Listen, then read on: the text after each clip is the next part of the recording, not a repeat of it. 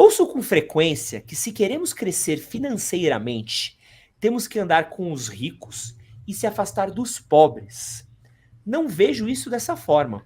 O que pensar sobre essas afirmações? É uma afirmação higienista, uma afirmação classista, uma afirmação que está quase dizendo assim: vamos fazer castas, ricos num lugar, pobre em outro lugar, a gente não se mistura. Isso é absolutamente insano, não faz sentido. Se você quer ser uma pessoa rica, se riqueza é importante para você, profissionalize-se, estude, trabalhe, seja uma pessoa que tem o que vender em termos de conhecimento.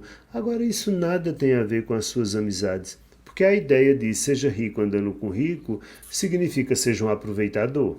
Ah, Né? Porque o único sentido da frase é essa, é que eu, para ser rico, preciso andar com rico, é porque eu vou me aproveitar. Ou eu vou ganhar vantagens, ou eu vou ganhar conhecimento com pessoas, ou vou ganhar alguma coisa.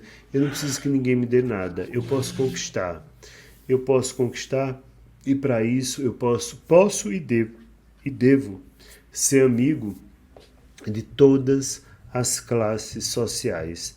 Até porque as classes sociais, da forma que existem, nem deveriam existir, né? Não, a frase não faz o menor sentido. É uma frase higienista, que tenta fazer uma higiene social. Rico é bom, pobre é lixo.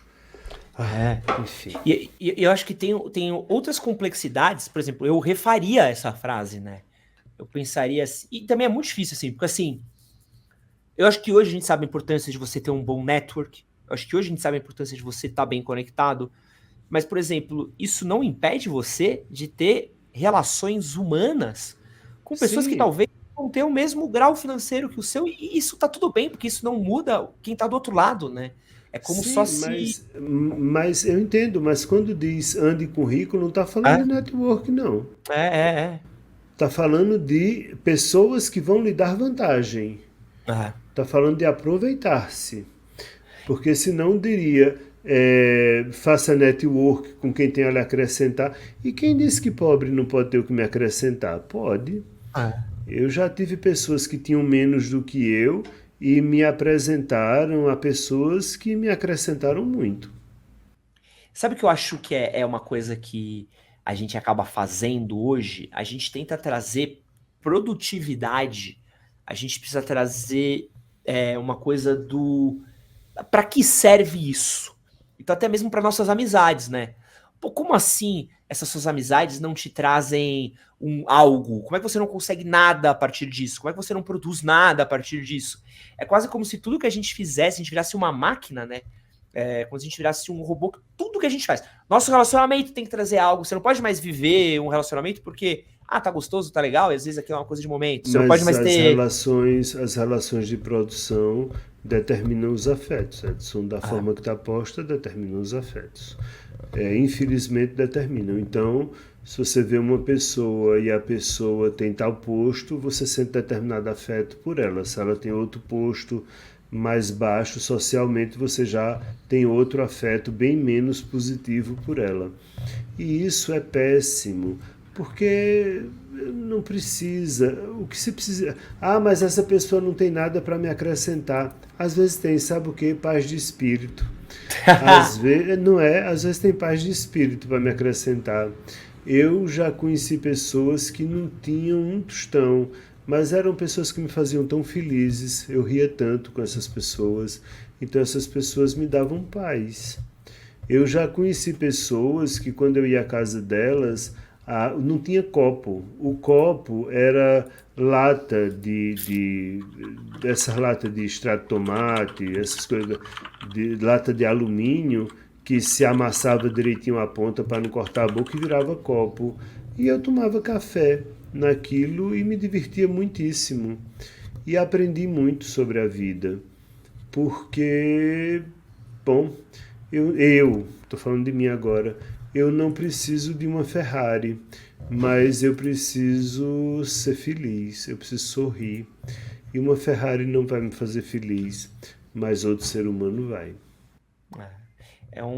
eu acho que tem uma coisa que rola, E acho que é importante até de falar assim que as experiências que a gente tem, né? A gente fala muito pouco sobre experiência. A gente fala muito pouco sobre qualidade de experiência, né? E acho que isso é uma coisa importantíssima. Eu lembro muito eu estudei em colégio particular, né, Marcos? Minha família não tinha muito dinheiro. Então eu vivia um conflito tenebroso, que eu não recomendo a nenhum pai, a nenhuma criança, que era o quê? Eu não tinha grana, né? Tinha só minha família, tinha pouca coisa, num lugar onde quem tinha muita coisa. Então, às vezes, os passeios não eram os mesmos, os presentes não eram os mesmos, os gostos não eram os mesmos, a TV não era a mesma. Então, eles tinham acesso, às vezes, às coisas que eu não tinha. E eu encontrava amizades muito boas com os meninos da minha rua que estudavam em colégio público, que era uma realidade muito parecida com a minha. Então, às vezes, eu encontrava afeto, encontrava honestidade, encontrei minhas amizades verdadeiras, encontrei um lugar onde eu cresci como homem, como adolescente, como pessoa, andando com pessoas que não tinham nada. Porque eles eram muito mais abertos. Como ali ninguém tinha dinheiro, quem chegava ali, se tinha dinheiro, se tivesse dinheiro, não importava. Era Então bem-vindo. pô, acho que eu falei, acho que eu nunca falei isso aqui, mas, pô, eu guardava carro na rua com eles. Sabe, os meninos precisavam Uhum. juntar dinheiro às vezes pra comer, pra pegar uma coisinha, pra comprar um lanche no Mac, pra comprar uma bobeirinha, queria comprar pipa, linha de cerol. Pô, meu pai não vai dar dinheiro, mas pô, se eu guardar dinheiro no McDonald's que tem aqui perto, eu consigo ganhar um dinheiro. A gente ia guardar carro na rua. Tipo, eu não precisava guardar carro na rua, porque minha família não era com tão pouca condição assim, mas pros meninos era. Então, pô, a gente ia junto. E Uhum. aprendi tanta coisa guardando carro na rua, aprendi tanta coisa sobre a vida, entrando em amigo meu que morava em Cortiço, em fazendo festinha que a gente tinha, sei lá, esfirra do Habib, salsicha. Era, tipo, quase nada, assim, né? A gente tem uma cultura de coach que a gente vive hoje, que é como se você ter dinheiro é o ápice da evolução humana, assim. Se você não tem dinheiro, você falhou. Se você não é milionário, você falhou. Se você não tem carro, você falhou. Se você não tem uma mansão, uma casa, se você não mora sozinho, se você não é milionário aos 30 anos, você falhou.